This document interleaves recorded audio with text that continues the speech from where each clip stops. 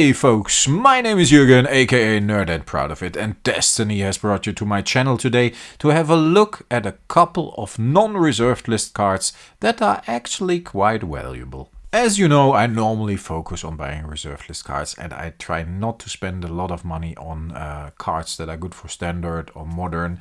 I buy like the pre-constructed challenger decks a lot, and I play with them and just for fun, and I don't really play in big tournaments anymore or anything, not even small tournaments. But I have a couple of cards here I acquired a while ago, and I think these are very neat to have in your collection, especially because you can use them for more recent stuff, but for vintage as well.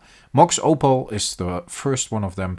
I found a full art foil one, not for a lot of money. I think they are going for quite some money at the moment. But yeah, back then Double Masters wasn't too expensive. I'll let you know what I paid for the lot at the end of the video. So pretty happy with that one, especially because in vintage I probably can use it.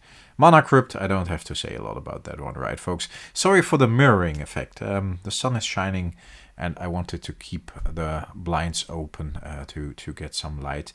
And I don't want to get these out because they are all mint. I don't want to get these out of the sleeve, but you get the point. I think it's definitely okay, and if not, for the next time let me know.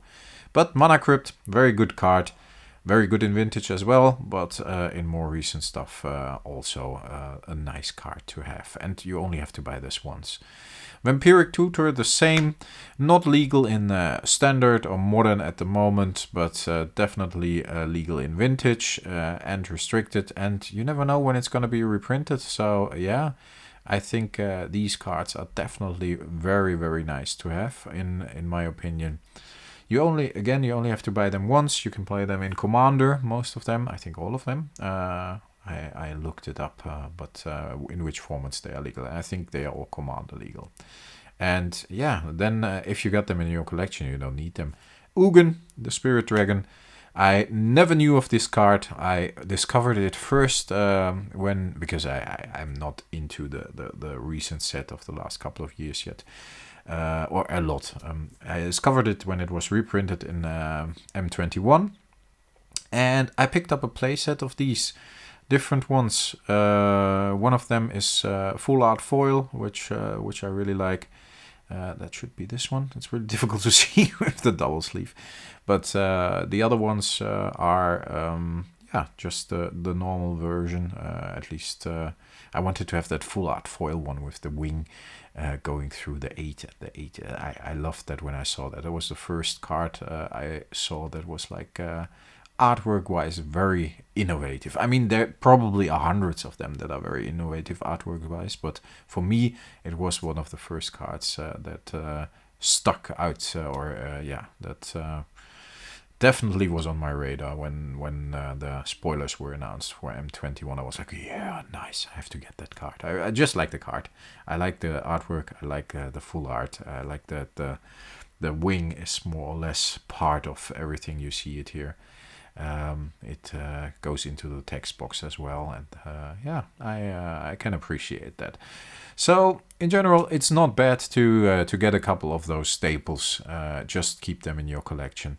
I bought these while they are aware. It's Sunday, folks. Bear with me. Calm and organized, and just get your thoughts straight. I bought these when all of these were at the bottom of the price, when more or less the buyouts of the reserved list cards were at a high, and the standard and modern cards were at a low. So for all these, I don't know, I think it's a very good price.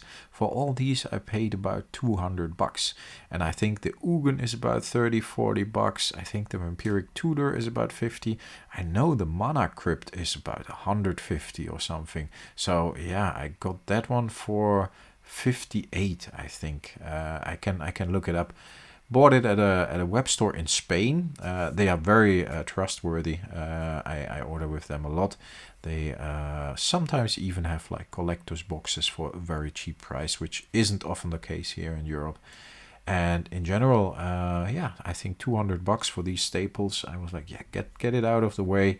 I can put them in my vintage deck as well. I can put them in the commander deck. Sometimes some of them, I think Ugin is legal in modern as well. Not legal. None of them are currently legal in standard, but that's okay. They will get reprinted and the price will drop. And yeah, at a certain point, it seems that the price ticks up again, especially with the mana crypt. If I would have known that it goes from like 50, $60 again to 150, yeah, I probably would have bought like 10, and you can make $1,000 easily within a couple of months time frame. Too much hassle for me personally. There's a lot of opportunity in modern, standard, how you want to call it, in more recent cards. It's yeah. Look at the fetch lands, which totally tanked, of course, after they got reprinted so often over the last 2-3 years.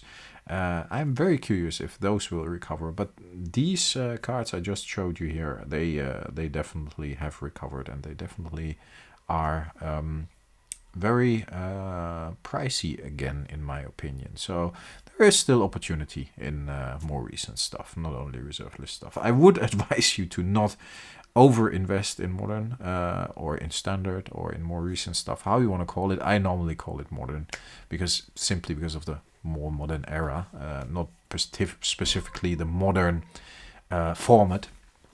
And yeah, don't get out and try to buy out like Mana Crypt or whatever.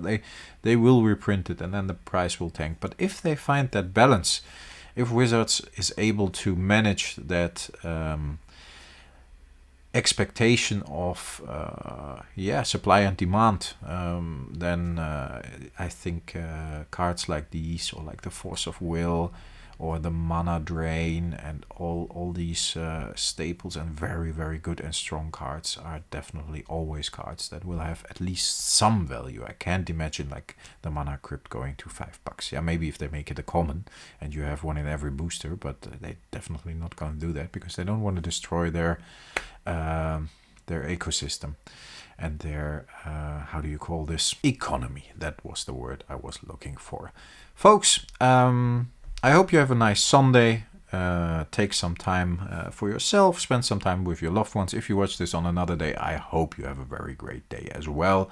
And I talk to you next time, folks. Thanks for listening. Stay healthy. Stay frosty. Bye-bye.